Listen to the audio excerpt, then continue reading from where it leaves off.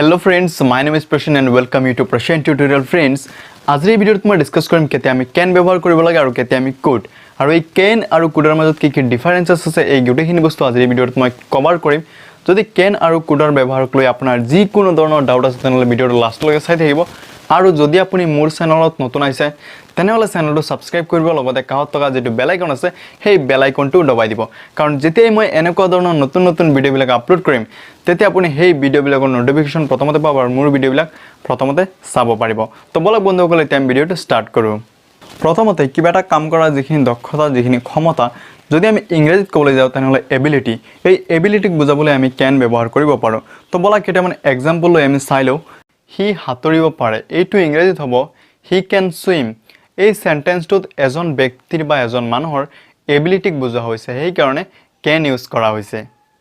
দুই নম্বৰ এক্সাম্পলটো হৈছে হি ইংৰাজী ক'ব পাৰে এইটো ইংৰাজীত হ'ব he can speak English। এই সেন্টেন্সটোত ইংৰাজী কোৱাৰ যিখিনি দক্ষতা যিখিনি এবিলিটি এই এবিলিটিখিনি এজন ব্যক্তিৰ আছে সেই কাৰণে can ইউজ কৰা হৈছে। তিনি নম্বৰ এক্সাম্পলটো হৈছে ৰাতুলে আমাক হহুৱাব পাৰে এইটো ইংৰাজীত হ'ব Ratul can make us laugh। এই সেন্টেন্সটোত ৰাতুলৰ হেখিনি এবিলিটি আছে বা হেখিনি দক্ষতা আছে আমাক হহুৱাব পৰা সেই কাৰণে ইয়াত can ব্যৱহাৰ কৰা হৈছে। 4 নম্বৰ এক্সাম্পলটো হৈছে মই গিটাৰ বজাব পাৰো এইটো ইংৰাজীত হ'ব I can play guitar। ইয়াত গিটাৰ বজোৱাৰ যিখিনি এবিলিটি যিখিনি দক্ষতা হেইটো মোৰ আছে সো can ব্যৱহাৰ হৈছে। বন্ধুসকল যেনেকৈ আমি আমাৰ বৰ্তমানৰ যি এবিলিটি বা বৰ্তমানৰ যি দক্ষতা তাক বুজাবলৈ আমি can ইউজ কৰো ঠিক তেনেদৰে আমাৰ অতীতৰ যিখিনি এবিলিটি আছিল যিখিনি দক্ষতা আছিল তাক বুজাবলৈ আমি could ইউজ কৰিব পাৰো কিয়নো could হৈছে canৰ ফাৰ্স্ট ফৰ্ম। তো বলা কেইটামান এক্সাম্পল লৈ চাই লও। এক নম্বৰ এক্সাম্পলটো হৈছে মই স্কুলত থাকোতে গিটাৰ বজাব পাৰিছিল এইটো ইংৰাজীত হ'ব I could play guitar when I was in school। বন্ধুসকল আপোনালোকে এটা কথা মন কৰিব ইয়াত could ব্যৱহাৰ কৰা হৈছে কিয়নো মোৰ আগত যি এবিলিটি আছিল বা আগত যি দক্ষতা আছিল এইটো ইয়াত বুজোৱা হৈছে সো canৰ হলনি could হৈছে। দুই নম্বৰ এক্সাম্পলটো হৈছে এক্সিডেন্টটো বা দুৰ্ঘটনাটো হোৱাৰ আগতে হি বহুত ওজন দাঙিব পাৰিছিল এইটো ইংৰাজীত হ'ব he could lift heavy weight before the accident। ইয়াত could ব্যৱহাৰ কৰা হৈছে কিয়নো অতীতৰ যিখিনি দক্ষতা আছিল এইটো ইয়াত দেখুৱা হৈছে। 3 নম্বৰ এক্সাম্পলটো হৈছে হি যেতিয়া ডেকা আছিল জিৰণি নোলোৱাকৈ 1 কিলোমিটাৰ দৌৰিব পাৰিছিল এইটো ইংৰাজীত হ'ব he could run a kilometer without rest when he was younger।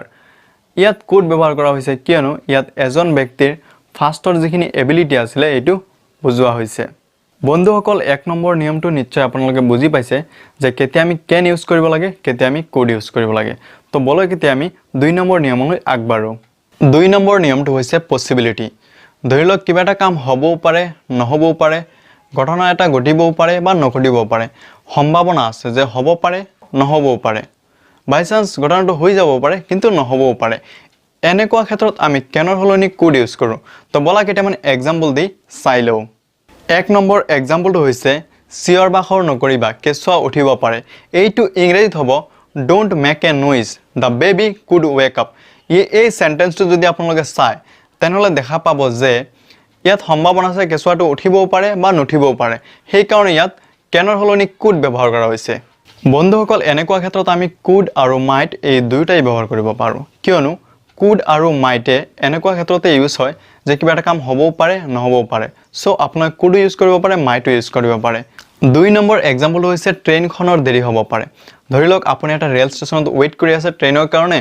আৰু সময় হও অৱস্থা কিন্তু ট্ৰেইনখন আহি পোৱা নাই তেতিয়া আপুনি ক'ব পাৰে ট্ৰেইনখনৰ দেৰি হ'ব পাৰে এইটো আপুনি ইংৰাজীত ক'ব দা ট্ৰেইন কুড বি লেট। ইয়াত could হৈছে কিয়নো সম্ভাৱনা আছে ট্ৰেইনখনৰ দেৰি হ'বও পাৰে বা নহ'বও পাৰে এনেকুৱা হ'ব পাৰে ট্ৰেইনখন সময়মতে আহি পাব পাৰে বা এনেকুৱা হ'ব পাৰে ট্ৰেইনখনৰ দেৰি হ'ব সেই কাৰণে ইয়াত could ব্যৱহাৰ কৰা হৈছে। 3 নম্বৰ এক্সাম্পলটো হৈছে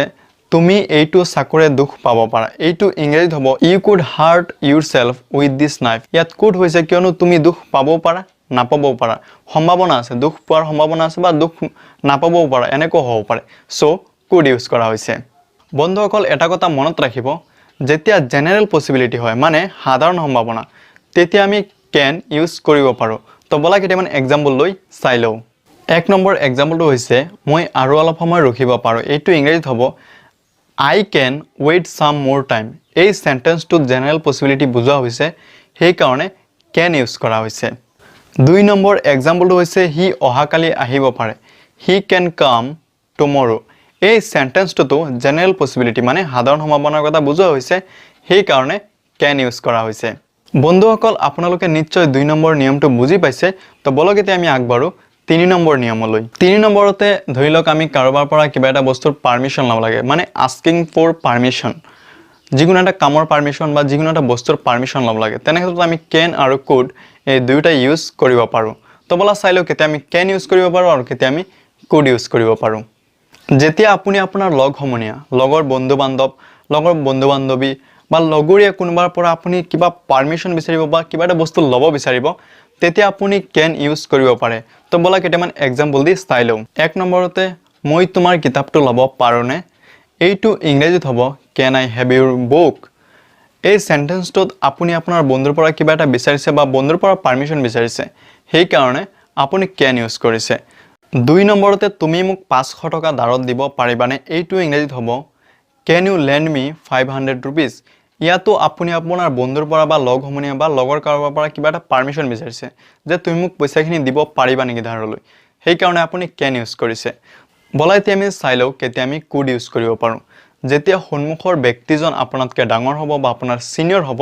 বা আপোনাৰ বস বা এজন অচিনাকি ব্যক্তি বা আপোনাতকৈ বয়সীয়াল বৃদ্ধ মানুহ তেনে ক্ষেত্ৰত আপুনি পলাইটলি ক'ব লাগিব আপুনি নম্ৰতাৰে শ্ৰদ্ধাৰে ক'ব লাগিব তেনে ক্ষেত্ৰত আপুনি ক্যানৰ সলনি কুড ইউজ কৰিব যেনেকৈ ধৰি লওক আপুনি এটা বেংকত গৈছে আৰু সেই বেংকত আপোনাৰ ওচৰত কলম নাই আপুনি এজন অচিনাকি ব্যক্তিৰ পৰা এটা কলম ল'ব লাগে তেতিয়া আপুনি ক'ব মই আপোনাৰ কলমটো ল'ব পাৰোনে তেতিয়া আপুনি ক'ব could I have your pen মানে সেই ব্যক্তিজন এজন অচিনাকি ব্যক্তিৰ পৰা যেতিয়া আপুনি বিচাৰিছে তেতিয়া আপুনি নম্ৰতাৰে কিবা এটা বস্তু বিচাৰিছে সো আপুনি কুড ইউজ কৰিছে 2 নম্বৰতে ধৰি লওক আপুনি জিৰণি ল'ব লাগে আৰু আপুনি এটা অফিসত কাম কৰি আছে আৰু আপোনাৰ বস অলপ ষ্ট্ৰিক্ট যদি আপোনাৰ বস বন্ধুসুলভ হয় বা আপোনাৰ লগত ফ্ৰেন্ডলি ৰিলেশন আছে তেনহলে আপুনি ক্যান ইউজ কৰিব পাৰে কিন্তু যদি আপোনাৰ বস ষ্ট্ৰিক্ট হয় তেতিয়া আপুনি কুড ইউজ কৰিব লাগিব তেতিয়া আপুনি ক'ব লাগিব যে মই জিৰণি ল'ব পাৰোনে আৰু এইটো আপুনি ক'ব কুড আই টেক ৰেষ্ট ইয়াত আপুনি নম্ৰতাৰে কৈছে পলাইটলি কৈছে সো কুড ইউজ কৰিছে 3 নম্বৰতে ধৰি লওক আপুনি এখন ঠাইত গৈছে আৰু সেই ঠাইখন আপুনি ভালকে চিনি নাপায় ৰাস্তা ঘাট কিনি আপুনি ভালকে চিনি নাপায় তেতিয়া আপুনি এজন অচিনাকি ব্যক্তিক ৰাস্তা সুধিব লগা হৈছে এই ক্ষেত্ৰত আপুনি ক'ব আপুনি মোক বজাৰলৈ যোৱা ৰাস্তাটো ক'ব পাৰিবনে could you tell me the way to the market ইয়াত কুড ইউজ কৰা হৈছে এই কাৰণে আপুনি নম্ৰতাৰে কৈছে ভদ্ৰতাৰে কৈছে আৰু সেই মানুহজন যিজন সন্মুখৰ মানুহ সেই মানুহজন এজন অচিনাকি মানুহ তো নিশ্চয় আপোনালোকে 3 নম্বৰ নিয়মটো বুজি পাইছে তো বলক এতিয়া আমি 4 নম্বৰ নিয়মলৈ আগবাঢ়ো 4 নম্বৰতে সাজেশন দিয়াৰ ক্ষেত্ৰত ধৰি লওক আপোনাৰ বন্ধুৱে আপোনাৰ পৰা কিবা এটা মতামত বিচাৰিছে আপোনাৰ পৰা কিবা এটা ৰায়দান বিচাৰিছে তেনেকুৱা ক্ষেত্ৰতো আপুনি ক্যানৰ সলনি কুড ইউজ কৰিব কিয়নো আপুনি যেটো মতামত দিব বা আপুনি যেটো সাজেশন দিব সেই সাজেশনটো আপোনাৰ বন্ধুৱে মানি ল'বও পাৰে বা নল'বও পাৰে সেই কাৰণে আপুনি এনেকুৱা ক্ষেত্ৰত ক্যানৰ সলনি কুড ইউজ কৰিব কুড এনেকুৱা ক্ষেত্ৰত পাৰফেক্ট হয় তো বলক আমি এতিয়া কেইটামান এক্সাম্পল লৈ চাই লওঁ 1 নম্বৰ এক্সাম্পলটো হৈছে তুমি এইটো বেগ কিনিব পাৰা এইটো ইংৰাজীত হ'ব ইউ কুড বাই দিস বেগ এই সেন্টেন্সটোত আপুনি যি মতামত দিছে এই মতামতটো আপোনাৰ বন্ধুৱে মানিবও পাৰে বা আপোনাৰ লগৰীয়াই মানিবও পাৰে বা নামানিবও পাৰে সেই কাৰণে আপুনি কুড ইউজ কৰিছে 2 নম্বৰ এক্সাম্পলটো হৈছে আমি একেলগে পঢ়া শুনা কৰিব পাৰো এইটো ইংৰাজীত হ'ব উই কুড ষ্টাডি টুগেদাৰ এই সেন্টেন্সটোত আপুনি সাজেশন দিছে আপুনি মতামত দিছে যে আমি একেলগে পঢ়া শুনা কৰিব পাৰো এই মতামতটো আপোনাৰ বন্ধুৱে মানি ল'বও পাৰে বা আপোনাৰ লগৰীয়াই মানি ল'বও পাৰে নল'বও পাৰে সো আপুনি কুড ইউজ কৰিছে 3 নম্বৰ এক্সাম্পলটো হৈছে হি ডাক্তৰক দেখাব পাৰে এইটো ইংৰাজীত হ'ব he could consult A doctor ইয়াতো আপুনি সাজেশন দিছে বা আপোনাৰ মতামত দিছে সো আপুনি কুড ইউজ কৰিছে 5 নম্বৰতে যেতিয়া আমি আমাৰ কাল্পনিক চিন্তাধাৰাসমূহ বাক্যৰূপে প্ৰকাশ কৰোঁ তেতিয়া আমি ক্যানৰ সলনি কুড ইউজ কৰিব পাৰো কিয়নো যিসমূহ কাল্পনিক চিন্তাধাৰা এইসমূহ বাস্তৱত পৰিণত হোৱাৰ যিখিনি সম্ভাৱনা এইটো বহুতেই কম সম্ভাৱনা বহুত কম হোৱাৰ কাৰণে আমি ক্যানৰ সলনি কুড ইউজ কৰিব পাৰো তো বলা কেইটামান এক্সাম্পল লৈ চাই লওঁ 1 নম্বৰ এক্সাম্পলটো হৈছে যদি মই উৰিব পাৰিলোহেঁতেন এইটো ইংৰাজীত হ'ব আই উইশ আই কুড ফ্লাই এই সেন্টেন্সটোত যিখিনি কল্পনা কৰা হৈছে এই কল্পনাখিনি বাস্তৱত পৰিণত হোৱাৰ যিখিনি সম্ভাৱনা এইটো বহুতেই কম মানে কেতিয়াও বাস্তৱত পৰিণত নহয় সো আমি ইয়াত কুড ইউজ কৰিছো 2 নম্বৰ সেন্টেন্সটো হৈছে যদি তুমি মোক বুজি পালাহেতেন এইটো ইংৰাজীত হ'ব I wish you could understand me এই সেন্টেন্সটোত এজনে আশংকা কৰিছে যে এই মানুহজনক যাতে বেলেগ এজনে বুজি পায় কিন্তু বুজি নাপায় মানে বুজিবলৈ চেষ্টা নকৰে সেই কাৰণে ইয়াত could ব্যৱহাৰ কৰা হৈছে 3 নম্বৰ এক্সাম্পলটো হৈছে যদি মই এইটো কৰিব পাৰিলোহেতেন এইটো ইংৰাজীত হ'ব I wish I could do this এই সেন্টেন্সটোত এজনে ইমেজিন কৰিছে যে যদি মই এইটো কাম কৰিব পাৰিলোহেতেন কিন্তু এই যিটো কামৰ কথা তেও কৈ আছে সেইটো কাম তেৰ গন্তিৰ বাহিৰত বা তেও কেতিয়াও কৰিব নোৱাৰে সম্ভাৱনা বহুত কম সেই কাৰণে ইয়াত could ব্যৱহাৰ কৰা হৈছে বন্ধুসকল 5 নম্বৰ নিয়মটো নিশ্চয় আপোনালোকে বুজি পাইছে তো বলক এতিয়া আমি আগবাঢ়ো 6 নম্বৰ নিয়মলৈ 6 নম্বৰতে কন্ডিশনাল সেন্টেন্স মানে এটা কাম সম্পন্ন হলেহে আৰু এটা কাম সম্পন্ন হ'ব বা আৰু এটা কাম আৰম্ভ হ'ব এনেকুৱা ক্ষেত্ৰত আমি কেনৰ হলনি could ইউজ কৰিব পাৰো তো বলা কেইটামান এক্সাম্পল লৈ চাই লওঁ 1 নম্বৰ এক্সাম্পলটো হৈছে যদি তুমি মনোযোগেৰে পঢ়া-শুনা নকৰা তেনহলে তুমি ফেল কৰিব পাৰা এইটো ইংৰাজীত হ'ব if you don't study attentively you could fail এই সেন্টেন্সটোত এটা কাম সম্পন্ন হলেহে আৰু এটা হ'ব মানে যদি মনোযোগেৰে পঢ়া-শুনা কৰে তেতিয়া হলে কি পাস কৰিব পাৰিবা পাস কৰিব পাৰে নকৰিব পাৰে সম্ভাৱনাও আছে এনে ক্ষেত্ৰত সম্ভাৱনাও আছে আৰু লগতে কি আছে কন্ডিশনাল এই দুটা মিক্স আছে সো এনে ক্ষেত্ৰতো আমি কেনৰ হলনি could ইউজ কৰিব পাৰো 2 নম্বৰ এক্সাম্পলটো হৈছে যদি আপুনি ঔষধৰ ব্যৱস্থা কৰি দিয়ে তেনেহলে আমি ৰোগীজনক বচাব পাৰিম চাগে এইটো ইংৰাজীত হ'ব if you arrange the medicines we could save the patients এনেকুৱা ক্ষেত্ৰতো